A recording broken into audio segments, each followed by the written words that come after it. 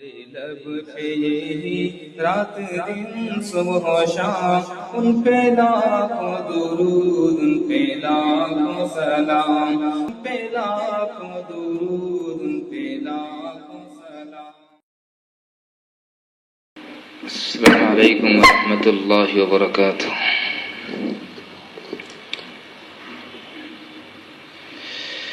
الحمد للہ وحدہ والصلاة والسلام علی من لا نبی بعدہ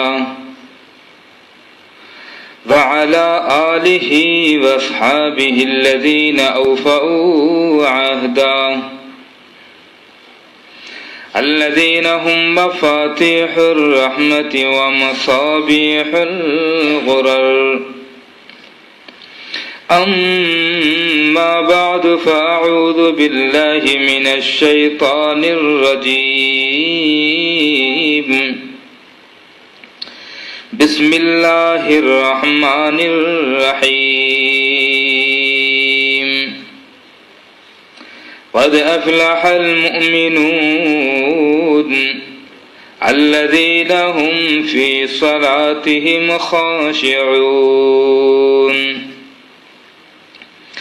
آمنت بالله صدق الله العلي العظيم اللهم صل على سيدنا محمد وعلى آل سیدنا محمد وبارک وسلم۔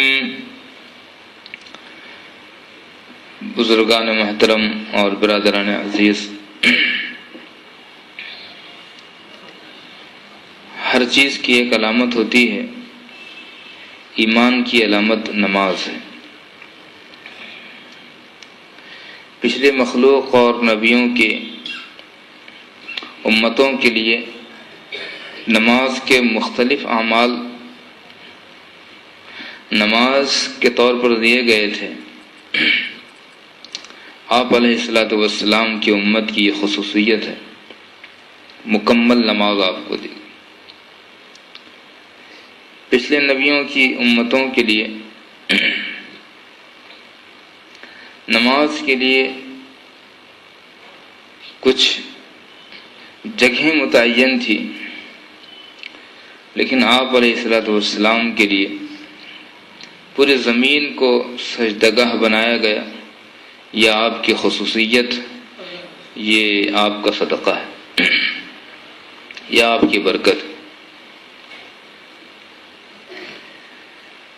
پچھلی امتوں میں سے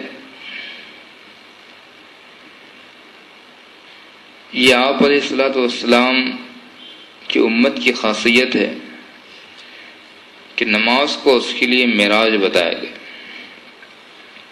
جسے ہمارے اور آپ کے پیارے آقا حضرت نبی کریم صلی اللہ تبارک و تعالی علیہ وآلہ وسلم معراج میں تشریف لے گئے تھے۔ امت اگر اپنے رب کے حضور جانا چاہتی ہے اور رب کے حضور کھڑے رہنا چاہتی ہے تو اسے براق پر سوار تو نہیں کروایا جائے گا، وہ نماز کی نیت باندھ لے، اللہ کے سامنے کھڑے ہو جائے گی۔ یہ اس کی معراج ہے جو اسے اس کے نبی کی برکت سے ملی ہے۔ لکل شیء علم، ہر چیز کی ایک علامت ہوتی ہے، ہر چیز کی ایک علامت ہوتی ہے۔ علم الایمان الصلاۃ، ایمان ہے، اس کی علامت کیا ہے؟ تو اس کی علامت نماز ہے۔ جہاں ایمان ہوگا وہاں نماز ہوگی۔ نماز سے کیا ہوتا ہے؟ ان الصلاۃ تنہی عن الفحشاء والمنکر، نماز انسان کو برائیوں سے روکتی ہے، نماز انسان کو منکرات سے روکتی ہے۔ حضرت جی مولانا یوسف صاحب رحمۃ اللہ علیہ کے پاس کوئی سالن لاتے ہوئے ٹھوکر کھا گیا اور سالن گر گیا، تو حضرت نے کہا تھا تمہاری نماز ٹھیک ہوتی تو ٹھوکر نہ لگتی۔ انسان جب نماز پڑھتا ہے تو وہ پابند ہوتا ہے کہ اس وقت یہاں دیکھے، اس وقت وہاں دیکھے، اس وقت یہ کرے اور اس وقت وہ کرے۔ جب وہ ایک وقت پابندی کے ساتھ گزار لیتا ہے تو وہ اتنا پابند ہو جاتا ہے کہ ہر کام کا اسے ہنر اور اس کی نزاکت آ جاتی ہے کہ سالن لے جاتے ہوئے نظر کہاں ہو، آسمان پر نہ ہو، سالن کے کٹورے پر اور سامنے ہو کہ ٹھوکر نہ لگے۔ نماز سے یہی مطلوب تھا کہ ہماری زندگی 24 گھنٹے کی جو زندگی ہے وہ نماز کی طرح ہو جائے۔ جیسے نماز میں ہم اللہ کے حکم کے پابند ہیں، باہر بھی ہم اللہ کے حکم کے پابند ہیں۔ یہ چیزیں نماز سے آتی ہیں، اس لیے صحابہ نے نماز کو بنایا تھا اور نماز پر یوں محنت کی تھی جیسے آج ہم باڈی پر محنت کرتے ہیں کہ دھیان، ایسا دھیان تھا کہ تیر لگتے تھے اور ان کی نماز نہیں ٹوٹتی تھی، آگ لگتی تھی اور انہیں خبر نہیں ہوتی تھی، شور اور ہنگامہ برپا ہوتا تھا انہیں پتہ نہیں چلتا تھا۔ ایسی نماز بنائی تھی، اتنی یقین کے ساتھ نماز بنائی تھی کہ اپنے گھر کے مسائل جو ہوں اس کے لیے ادھر ادھر دوڑنے کے بجائے پہلے اللہ کے سامنے عرضی رکھتے تھے، یہ 2 رکعت، یہ 2 رکعت۔ ہم سارے کام کاج کرنے کے بعد، ساری دوڑ بھاگ کرنے کے بعد جب ڈاکٹر کہتے کہ اب نہیں ہوتا، ہر طرف سے جواب آ جائے کہ اب سوائے اوپر کے کہیں سے کچھ نہیں ہوتا، تب تیرے سامنے سجدے میں پڑا ہے سر، اب اللہ یاد آتا ہے۔ ہم تو بھولے تھے شمسی خدا کو مگر جب مصیبت پڑی یاد آنے لگا۔ جب اللہ کی طرف آئے تو اس وقت اس لیے آئے کہ اب کوئی در نہیں بچا تھا، اب کوئی گھر نہیں رہا تھا، اس لیے آئے۔ کوئی کہتا کہ آخر وہاں ہے تو وہاں جاتے، یہاں نہ آتے۔ ان میں اور ہم میں یہ فرق ہے کہ وہ پہلے یہاں آتے تھے، ہم اخیر میں تھک کے یہاں آتے ہیں۔ اللہ کو مناتے تھے، رو دھو کر مناتے تھے، پوری رات کبھی سجدے میں، کبھی رکوع میں، کبھی قیام میں گزارتے تھے، کئی پارے ایک رکعت میں پڑھ لیا کرتے تھے۔ اس طرح نماز بنائی تھی، کیونکہ نماز سے کیا ہوتا ہے؟ اقیم الصلاۃ لذکری، نماز سے اللہ کی یاد بڑھتی ہے، اللہ کی یاد تازہ ہوتی ہے۔ نماز اللہ کے لیے پڑھی جاتی ہے۔ نماز کا ایک رکن وہ ہے کہ ہم کسی کے سامنے ہاتھ باندھ کر کھڑے رہنے کو ذلیل سمجھتے ہیں، ذلت سمجھتے ہیں، کسی کے سامنے جھکنے کو ذلت سمجھتے ہیں، کسی کے سامنے ناک رگڑنے کو ذلت سمجھتے ہیں۔ اللہ کے سامنے یہ سب کچھ کرنے کو ہم عزت سمجھتے ہیں۔ نماز وہ ہے، وہ عمل ہے۔ نماز عبدیت کی شان ہے۔ نماز اتنی اہم ہے، اتنی اہم ہے کہ آپ علیہ الصلوۃ والسلام نے فرمایا کہ جس نے ایک نماز جان بوجھ کے چھوڑ دی، قضا کی، وقت ٹال دیا، جہنم کے دروازے پر اللہ کے حکم سے ایک فرشتے کو یہ کہا جاتا ہے کہ جہنم کے دروازے پر اس کا نام لکھ دے۔ اب جہاں اس کا نام لکھا گیا ہے وہاں اسے جانا پڑے گا۔ اس لیے حدیث میں ہے، آپ علیہ الصلوۃ والسلام نے فرمایا کہ کسی انسان کے گھر کو آگ لگ جائے، اس میں اس کے بیوی بچے سب جل کے ختم ہو جائیں، مر جائیں، یہ جتنا بڑا نقصان ہے، اتنا بڑا اس سے زیادہ نقصان ایک انسان کی نماز کے چھوٹ جانے سے ہوتا ہے۔ ایک انسان کی نماز کے چھوٹ جانے سے ہوتا ہے۔ اور نماز صرف نماز نہیں ہے، نماز ہماری دنیا بھی ہے۔ نماز اگر دنیا نہ ہوتی تو ظہر کا وقت، عصر کا وقت، مغرب کا وقت، یہ خاص طور پر بازار کی منڈیوں کے، تجارت کے شور و شغف کے اوقات اور شور و شغف کے شباب کے وقت کا تقاضا ہے۔ یہ خاص نمازوں کے اوقات وہ ہے جب بازار عروج پر آتے ہیں، جوانی پر آتے ہیں، نیلامی کا وقت ہوتا ہے، جب بازار ہوش میں آتا ہے، لوگ خرید و فروخت کے جوش میں آتے ہیں، اس وقت آواز لگتی ہے حی علی الصلاۃ حی علی الفلاح۔ اس کا یہ مطلب ہے کہ بازار میں نہیں ہے، جو ہے وہ اللہ کے یہاں ہے۔ اللہ اگر یہاں دے تو یہاں ہے، اللہ اگر بازار میں دے تو بازار میں ہے۔ اللہ یہاں والوں کو کہیں بھی دیتا ہے، وہاں والوں کو کہیں نہیں دیتا ہے۔ حی علی الصلاۃ حی علی الفلاح، یہ ہماری دین بھی ہے، دنیا بھی ہے، لیکن ایک خیال کے تحت کہ نماز کے لیے دکان بند کر کے جانا پڑتا ہے، بازار چھوڑ کر جانا پڑتا ہے، یعنی دنیا چھوڑ کر جانا پڑتا ہے۔ حضرت شیخ عبد القادر جیلانی رحمۃ اللہ علیہ فرماتے ہیں کہ ایک بے نمازی کی نحوست 40 گھر تک جاتی ہے، 40 گھر تک۔ جب 40 گھر تک ایک بے نمازی کی نحوست جائے گی، خود جس گھر میں بے نمازی رہے گا اس گھر کا حال کیا ہوگا؟ جب نحوست کا بیج اور نحوست کا شجر سایہ دار خود گھر میں پل رہا ہوگا، اب برکت کہاں سے آئے گی؟ تعویذ سے برکت تھوڑی آئے گی، اب قرآن خوانی سے بھی برکت نہیں آئے گی۔ برکت اب آیتوں کے گھروں پر لکھ دینے سے اور گھروں پر آیتوں کے تغرے لٹکا دینے سے نہیں آئے گی، اب برکت تو نماز سے آئے گی۔ جو اللہ کا حکم ہے، اس حکم کے خلاف کوئی اسلام کا کتنا ہی بڑا عمل کر لیا جائے، اس سے برکت نہیں آئے گی۔ حکم توڑنے سے برکت نہیں آیا کرتی، برکت حکموں کو زندہ کرنے سے آتی ہے۔ برکت یہ نہیں ہے کہ 1 روپیے کے 10 روپیے ہو جائیں، برکت یہ ہے کہ 1 روپیہ ہو اور 1 ہفتے تک 1 روپیہ رہے، خرچ کرنے کی نوبت نہ آئے۔ ضرورت ہی نہیں پڑی، سر ہی نہیں دکھا، کوئی بیماری نہیں ہوا، سالن گرا ہی نہیں، کسی کے ہاتھ سے دودھ گرا ہی نہیں، تیل ضائع نہیں ہوا، فیوز اڑا نہیں، گھر کی وائرنگ جلی نہیں، موٹر کا ایکسیڈنٹ نہیں ہوا، یہ سب برکتیں ہیں۔ ہمارے تصورات بدل گئے۔ نماز پڑھیں گے تو کب پڑھیں گے؟ کس کے لیے ہے نماز؟ اذان کس کے لیے ہے؟ ہمارے لیے۔ یہ دنیا میں کتنے دن رہنا ہے؟ ایک نہ ایک دن جانا ہے۔ جس کو چھوڑ کر جانا ہے اس کے لیے کتنا وقت، جہاں جانا ہے اس کے لیے کتنا وقت۔ مفسرین نے لکھا ہے کہ آخرت کا ایک دن 50,000 سال کے برابر ہوگا۔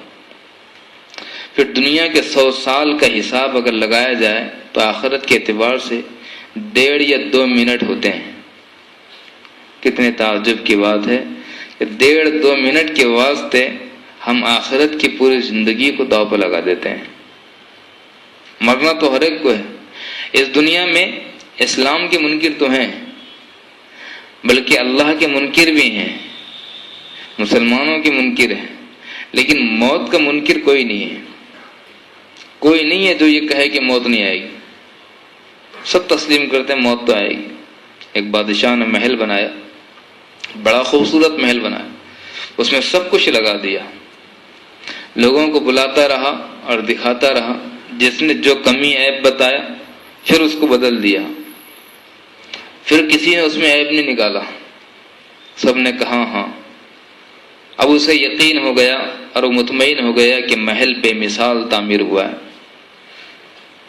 اللہ والے ایک وہاں سے گزر رہے تھے، ان کو بھی بلایا، آئیے آپ زیارت کر لیجئے محل کی، دیکھ لیجئے۔ انہوں نے پورے محل کو دیکھا، گھوما، زیارت کی اور کہا کہ بادشاہ تیرا محل تو بہت اچھا ہے لیکن اس میں 2 عیب ہے۔ بادشاہ نے کہا ان کو ہمارے پاس لاؤ۔ 2 عیب ابھی تک کسی کو نظر نہیں آئے، وہ کون سے ہیں؟ انہوں نے کہا بادشاہ 2 عیب ہیں۔ ایک عیب تو یہ ہے کہ یہ محل بہت اچھا بہت اچھا بہت اچھا، لیکن یہ محل ایک نہ ایک دن ختم ہو جائے گا، یہ عیب ہے۔ ایک دن پرانا ہو جائے گا، بوسیدہ ہو جائے گا، ویران ہو جائے گا۔ اور دوسرا عیب یہ ہے کہ بادشاہ محل تو نے بہت اچھا بنایا ہے، لیکن ایک نہ ایک دن تو یہاں سے چلا جائے گا، تجھے جانا ہی ہے، یا محل ٹوٹ جائے گا یا تو چھوڑ جائے گا۔ دنیا کی زندگی چند صحابہ حاضر ہوئے، نوجوان صحابہ، یا رسول اللہ عقل مند کون؟ کہا وہ جو آخرت کی تیاری مرنے سے پہلے کر لے، وہ ہے عقل مند۔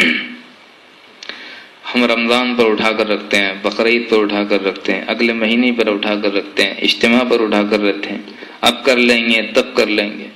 زندگی کا کیا بھروسہ؟ بزرگوں نے ایک مثال لکھی ہے، ایک بادشاہ کے کچھ باغ تھے، باغ میں الگ الگ حصے تھے، الگ الگ پھل لگے ہوئے تھے، ایک حصے میں الگ پھل، ایک حصے میں الگ پھل۔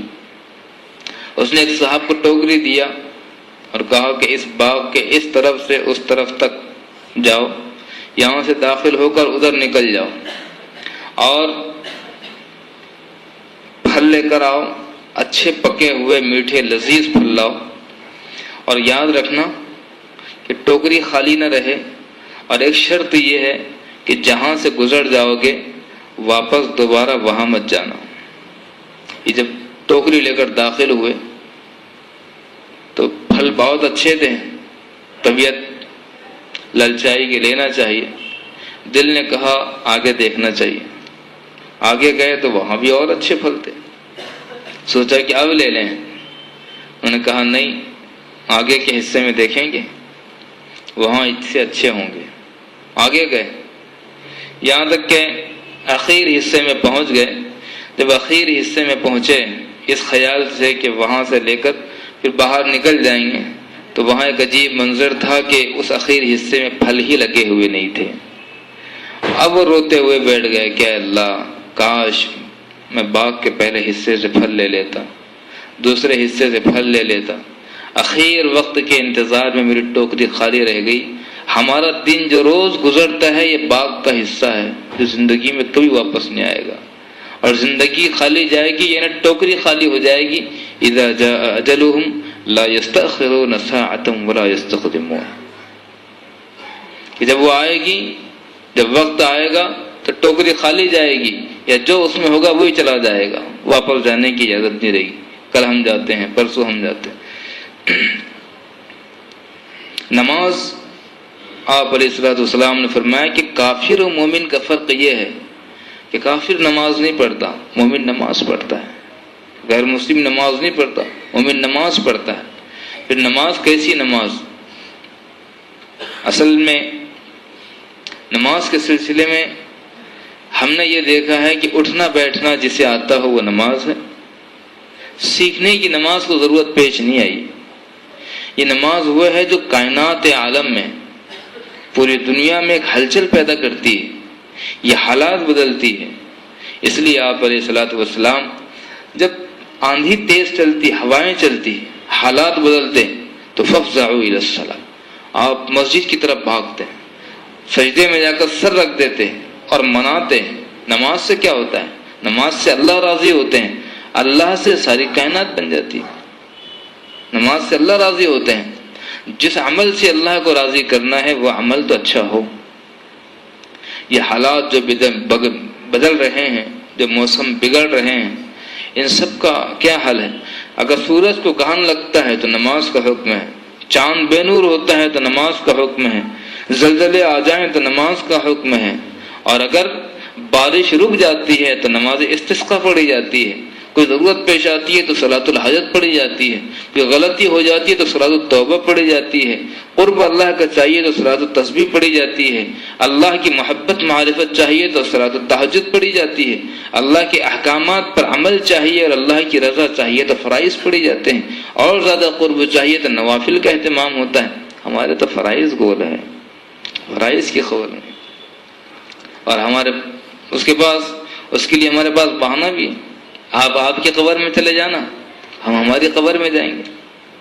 جو لوگ سمجھانے آتے بھی ہیں، نماز کی محنت کرنے والے کچھ ہی لوگ ہیں دیوانے، جو گالیاں بھی کھاتے ہیں اور تانے بھی سنتے ہیں اور نہ جانے کیا کیا وہ برداشت کرتے ہیں، لیکن پھر بھی بے نمازی کو نمازی بنانے کا وہ عمل اور اپنا نسخہ اور وہ دیوانہ پن چھوڑنے کے لیے تیار نہیں ہے۔ چند لوگ ہیں، کچھ ہی لوگ ہیں جو یہ کام کر رہے ہیں کہ مسجدیں مرثیہ خواہ ہیں کہ نمازی نہ رہے، مسجدیں رو رہی ہیں کہ کہاں گئے نمازی۔ اصل میں اللہ سے تعلق نہیں ہے۔ ہم نے شروع میں کہا کہ ہر چیز کی علامت ہوتی ہے، ہمارا اللہ سے ایک تعلق جو ہے وہ قانونی تعلق ہے۔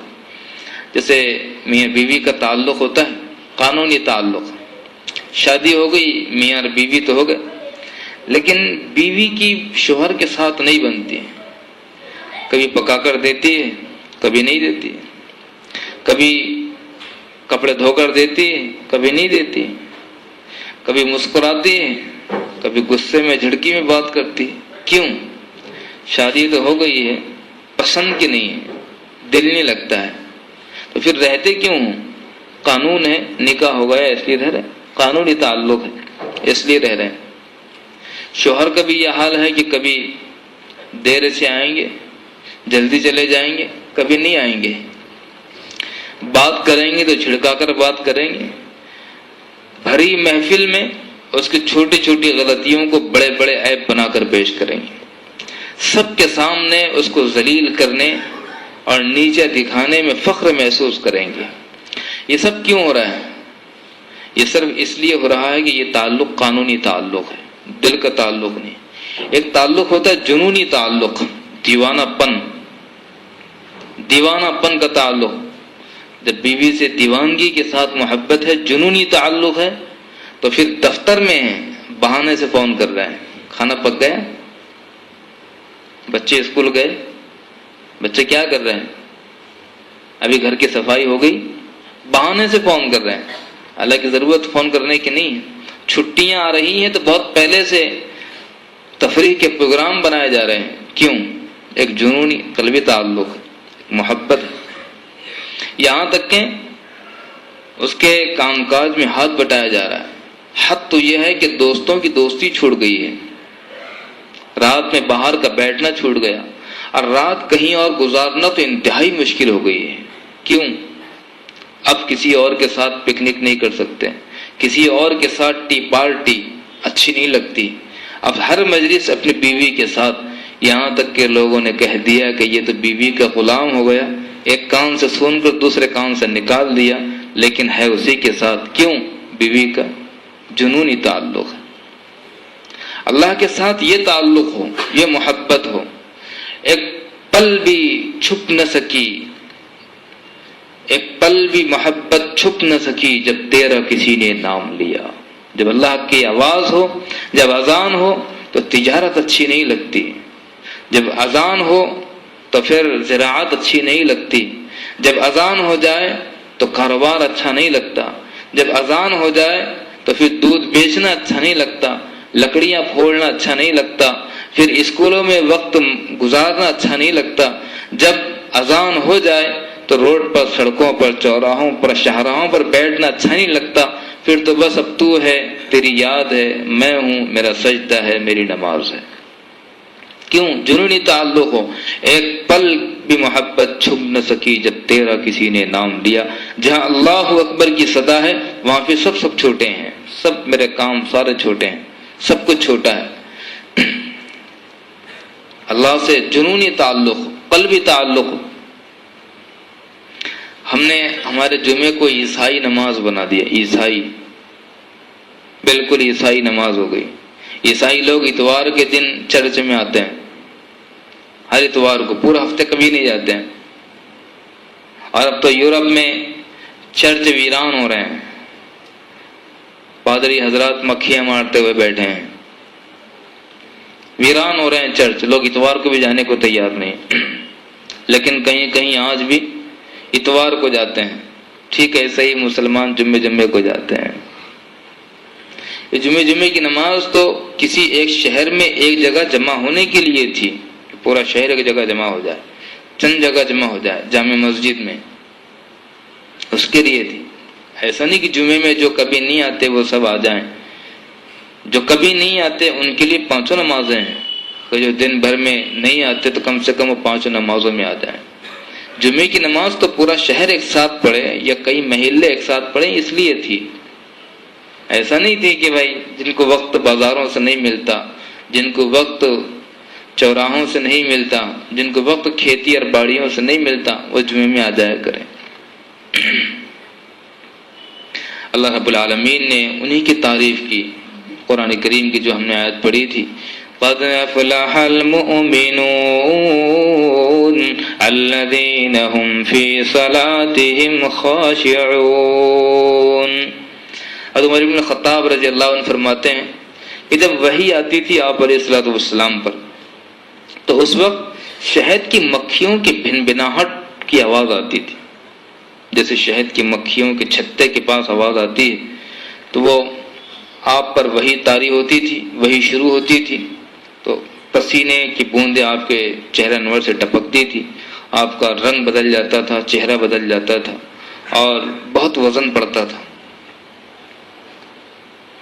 کہتے ہیں کہ ایک مرتبہ ایسی وحی آئی تو ہم رک گئے کہ ذرا کیا وحی ہے، تازہ وحی آئی ہوئی ہے، سن کر جائیں گے۔ وحی ختم ہوئی، آثار ختم ہوئے تو آپ قبلہ رخ ہو کر بیٹھ گئے اور آپ نے دعا کی، اللہم زدنا ولا تنقصنا، اکرمنا ولا تہنا، اعطنا ولا تحرمنا، وآثرنا ولا تؤثر علینا، ورض عنا ورضنا۔ اے اللہ ہمیں زیادہ دیجیے، کم نہ کیجیے۔ اے اللہ ہماری عزت بڑھائیے، ہمیں ذلیل نہ کیجیے۔ اے اللہ ہمیں عطا کیجیے، محروم نہ کیجیے۔ اے اللہ ہمیں دوسروں پر ترجیح دیجیے، ہم پر دوسروں کو ترجیح نہ دیجیے۔ اے اللہ ہم سے راضی ہو جائیے اور ہمیں بھی اپنے سے راضی کر لیجیے۔ آپ نے یہ دعا کی اور اس کے بعد کہا کہ یہ 10 آیتیں مجھ پر نازل ہوئی ہیں، ان 10 آیتوں پر جو عمل کر لے گا وہ سیدھا جنت میں پہنچ جائے گا۔ خاشعون کی تفسیر عبداللہ ابن عباس رضی اللہ عنہما نے کی ہے، خائفون سے ساکنون سے، اللہ سے ڈرنے والے، اللہ کے سامنے جھکنے والے اور نماز میں سکون کے ساتھ کھڑے رہنے والے۔ ہماری نمازیں ہم نے سیکھا ہی نہیں کیسے کھڑے رہتے ہیں، بالکل ایک تیر کی طرح، بے جان لکڑی کی طرح کھڑے ہوں، جو حرکت نہ کرتی ہو، ہلتی نہ ہو، جھلتی نہ ہو۔ ہماری نمازیں، ہم رکوع سے کھڑے ہوں تو سیدھے کھڑے ہوں، سجدے کے بعد بیٹھیں 2 سجدوں کے درمیان تو سیدھا بیٹھیں، سجدے سے اٹھ کر وہیں کی وہیں واپس نہ جائیں۔ سجدے میں 3 مرتبہ اور رکوع میں 3 مرتبہ جو تسبیح پڑھی جاتی ہے وہ آخری حد ہے، کم سے کم 5 مرتبہ، 7 مرتبہ، 9، 11، 13 لوگ 21 مرتبہ تسبیح پڑھا کرتے ہیں، سبحان ربی الاعلی۔ سجدہ اسے کہتے ہیں، مگر وہی کہ تعلق، جنونی تعلق ہو تو یہ بات بنے، جنونی تعلق ہو۔ زلیخا کو حضرت یوسف علیہ السلام کے ساتھ جنونی تعلق تھا، ایسا تعلق تھا کہ شاعر نے کہا ہے کہ ہر چیز کا نام زلیخا نے یوسف رکھ دیا تھا، یہاں سے لے کر وہاں تک ہر چیز کا نام یوسف رکھ دیا۔ یا لیتک تحلو والحیات مریرۃ، یا لیتک ترضی والانام غضاب۔ میرا کاروبار رہے کہ نہ رہے، میرے دوست برادر میرے ساتھ رہے کہ نہ رہے، میرا گھر میرے لیے آباد رہے کہ نہ رہے، میرے کاروبار میرے لیے چلتا رہے یا بند ہو جائے، لیکن تو نہ چھوٹے، بس تو مجھ سے ہنستا رہے، تیرا مجھ پر غضب کبھی نازل نہ ہو، نہ غرض مجھے نہ کسی سے واسطہ، مجھے کام اپنے ہی کام سے، تیرے ذکر سے، تیرے فکر سے، تیری یاد سے، تیرے نام سے۔ یہ کیفیت، یہ تعلق اللہ کے ساتھ ہو تو پھر وہ نمازیں ہوں گی، ورنہ جمعے میں ہم دیکھتے ہیں جمعے میں ادھر دعا ختم اور آدھی مسجد ختم، جو ہفتے میں 1 مرتبہ آتے ہیں وہ بھی اس طرح آتے ہیں، اخیر میں آتے ہیں اور سب سے پہلے جاتے ہیں۔ تعلق نہیں ہے، اس لیے جس کسی ماں کا بیٹا فوت ہو جائے تو وہ بچے کے کپڑوں کو دیکھ کر روتی ہے، اس کے کمرے میں جا کر روتی ہے، اس کے بستے کو دیکھ کر روتی ہے، اس کے دوستوں کو دیکھ کر روتی ہے۔ کیوں؟ جنونی تعلق ہے۔ اللہ سے اگر تعلق ہوتا تو ہم نہیں پوچھتے کہ سنت تو ہے، نفل تو ہے، فرض تو ہے، 2 رکعت تو ہے، ارے جمعہ ہے، سنت ہے، واجب ہے، فرض ہے، 2 رکعت ہوئی، کھڑے کھڑے آئے تھے، کھڑے کھڑے چلے گئے۔ عبداللہ ابن عباس رضی اللہ عنہ فرماتے نہیں، جو اچھے سے خشوع کے ساتھ، خضوع کے ساتھ، اعضاء و جوارح کے سکون کے ساتھ، دل کے توجہ کے ساتھ نماز پڑھے، وہ اصل میں خشوع والے ہیں۔ اور حضرت ابن عباس رضی اللہ عنہ کی روایت ہے کہ اللہ نے جنت عدن بنایا، جنت عدن، اس میں پھل لگائے، درخت لگائے، وہ پھلدار ہوئے، وزندار ہوئے۔ ابن ابی دنیا نے صفت الجنہ میں حضرت انس رضی اللہ عنہ کی روایت سے نقل کیا ہے کہ آپ علیہ السلام نے فرمایا کہ جنت عدن جو اللہ نے بنائی ہے وہ سفید موتی سے بنائی ہے، سفید موتی سے۔ سنگ مرمر سے نہیں ہے، ماربل سے نہیں ہے جس سے تاج محل بنا ہے، موتی سے بنائی ہے، موتی سے۔ اور آپ نے ہیرا دیکھا ہوگا؟ نہیں دیکھا ہوگا۔ آپ حیدرآباد جائیں تو وہاں سالار جنگ میوزیم ہے، وہاں ہیرے ہیں، برتنوں میں ہیرے رکھے ہوئے، وہ چمکتے ہیں۔ آپ ہیرے دیکھیں، وہ ہیرے اور ہیروں میں موتی، اور پھر وہ موتی تو دنیا کا موتی، وہ جنت کا موتی ہے۔ اللہ نے جنت کو موتی، جنت عدن کو موتی سے، سفید موتی سے، سرخ یاقوت سے اور سبز یعنی ہرے زمرد سے اللہ نے جنت کو بنایا۔ جب پلاسٹر کی نوبت آئی تو اس کا پلاسٹر اللہ نے مشک سے کیا ہے۔ وہاں اللہ نے جو لان اٹھایا ہے، زمین میں جو گھاس پھری ہے تو وہ گھاس جو اگتی ہے وہ زعفران ہوتی ہے، اور وہاں جو مٹی ہے وہ عنبر کی ہے۔ اللہ نے ایسی جنت بنائی ہے، جنت عدن۔ جب وہ تیار ہو گئی، لہلہا گئی، تو اللہ نے کہا کہ چل بات کر، اللہ کے حکم سے کہا چل بات کر، تو اس نے بات شروع کی۔ قد افلح المؤمنون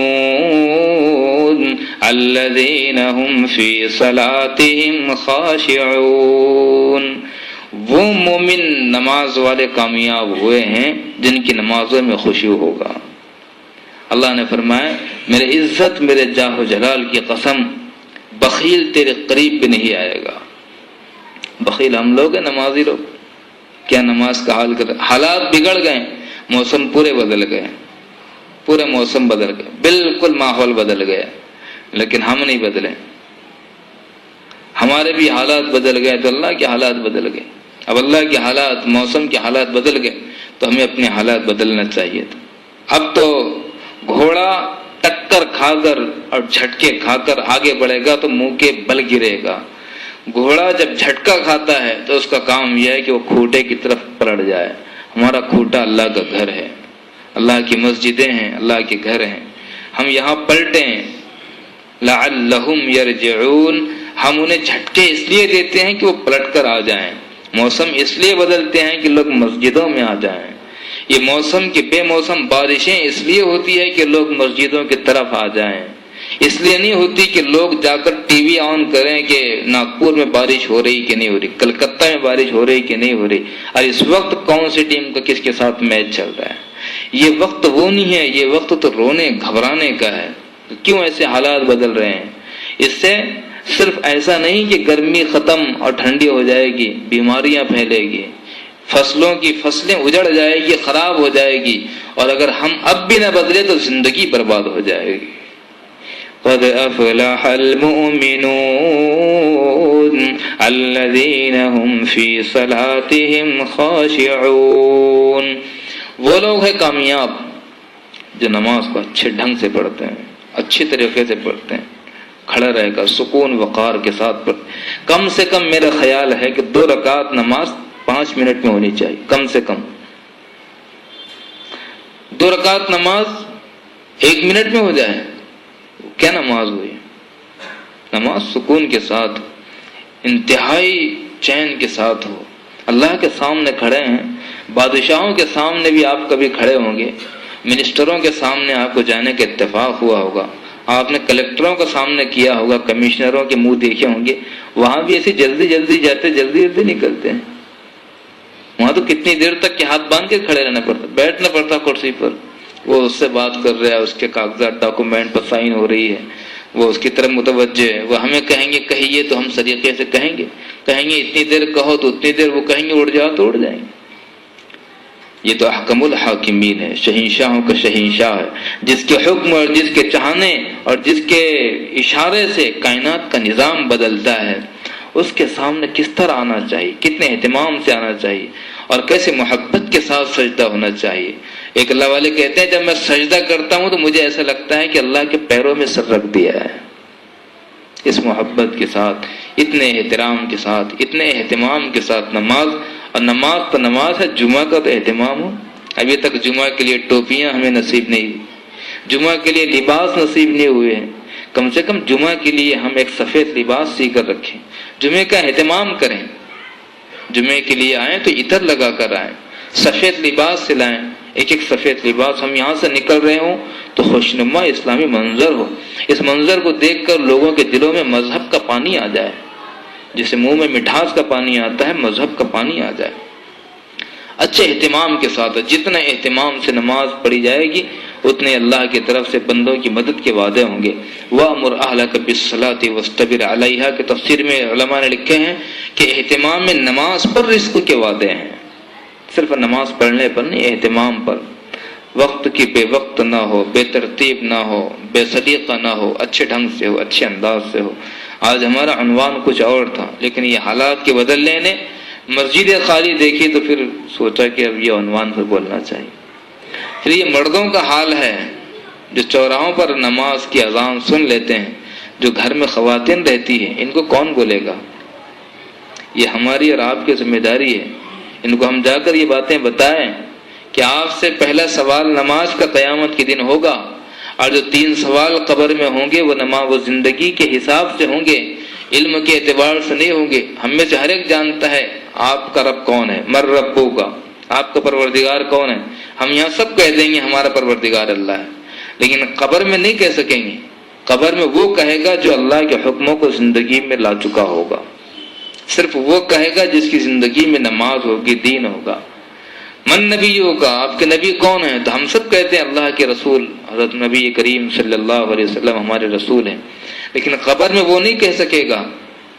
جس کی زندگی میں آپ کے طریقے ہوں گے وہ کہے گا کہ میرے نبی صلی اللہ علیہ وآلہ وسلم، جو اپنے طریقوں کو، جو اپنی زندگیوں کو نبی کے طریقے کے خلاف، زندگی کو دین کے خلاف گزارنے کا عادی پابند ہو، وہ نہیں کہہ سکے گا، وہ کہے گا لا ادری، مجھے پتہ نہیں ہے، میں نہیں جانتا۔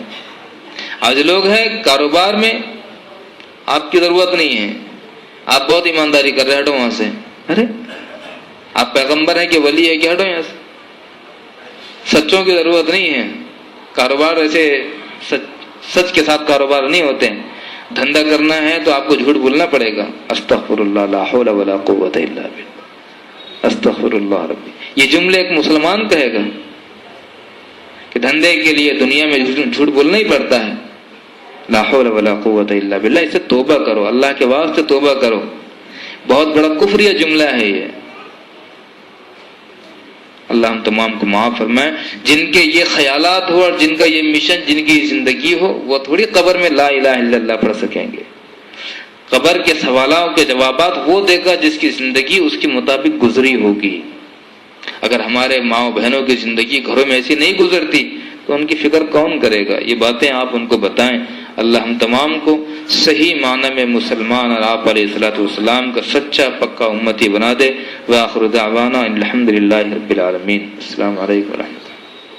میرے لب پہ یہی رات دن صبح و شام، ان پہ لاکھوں درود، ان پہ لاکھوں سلام، ان پہ لاکھوں درود۔